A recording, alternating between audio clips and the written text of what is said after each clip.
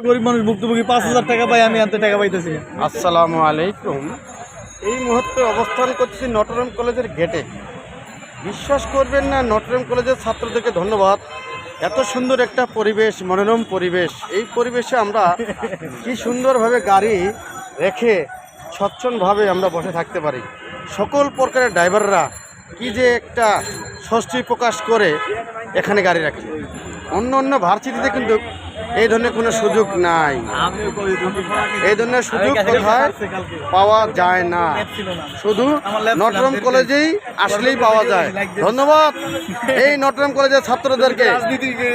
এবং এখানে আপনার ওই লেথুরি বেতুরি ছাত্ররা চান্স পায় না, তাদের মেধাবী ব্রেন ভালো কলেজ থেকে আসে, তারাই শুধু নটরডেম কলেজে চান্স পায়, অন্য ছাত্ররা চান্স পায় না।